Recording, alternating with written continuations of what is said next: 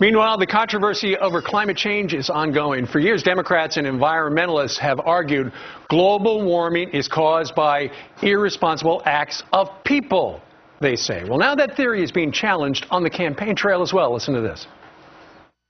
I think global warming is not proven. Even if it were proven, there are a lot of different solutions other than cap and trade and turning over the entire economy to the EPA. I do not believe in cap and trade, so I'm not willing to spend trillions of dollars to try and stop CO2 emissions when we don't really know what where the science will lead. Look at someone of energy that never bought into the, quote, climate science of global warming, that we later found out was not climate science, it was political science.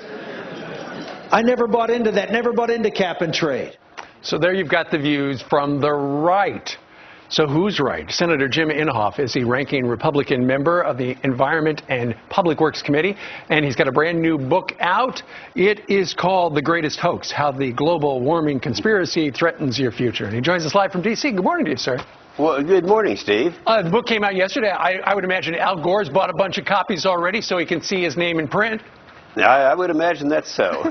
I don't think he'd ever admit it to me, though. Right. I think it's interesting that in your book, sir, you say that in the beginning you thought that maybe humans were to blame for the atmosphere getting warmer. Yeah, that's back during pre-Kyoto when everybody said that.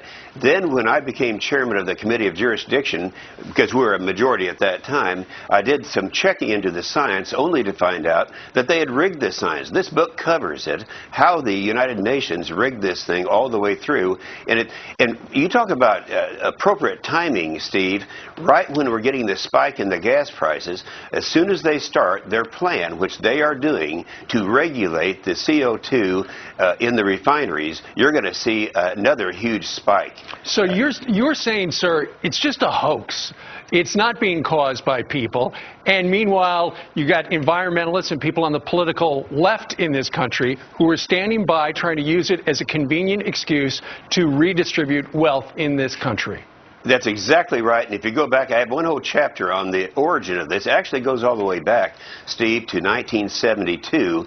And then, of course, right now, they're starting to meet down at Rio for the Rio meeting that started in 1992 plus 20 years. Now, they're reaffirming that they're going to try to do the very thing that we're trying to stop by regulation. And that's the problem that we're having right now. We won all the votes, if you'll remember, Steve, and I remember talking to you about it. Each time a cap and trade bill came up, we won, and won quite handily. So now what Obama's trying to do is do it through regulation instead of through legislation. Now, that means it's going to be even more expensive, but as I say, when they start hitting the refineries, then you're going to really see gas prices go up. It was interesting yesterday, you may have missed it yesterday, Steve, but Stephen Chu, who's the energy secretary for President Obama, they asked him the question in a House hearing, are you attempting to reduce the price of gas at the pumps? And they said no.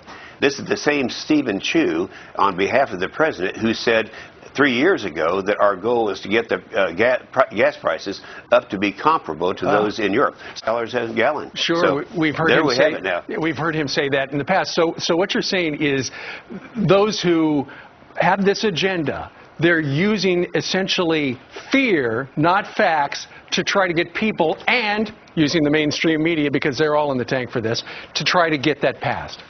It's all fear. And they've talked, in fact, Gore even said, you're not going to get nations to cooperate and to make the necessary sacrifices, reducing their economy, unless you instill fear in them. And we have a lot of his fear statements. It didn't work. However, they still have an endangerment finding. I know this is kind of in the weeds, and they're proceeding to do it, Steve, on regulations, which would be far greater in terms of the expense to those who are watching us now than if they had done it by legislation. Senator, for all the people who have wondered about global warming, you say it's a hoax. It's all in this brand new book, The Greatest Hoax, How the Global Warming Conspiracy Threatens Your Future. They can read all about it. Senator James Inhofe joined us today from D.C. Thank you, sir. Thank you, Steve.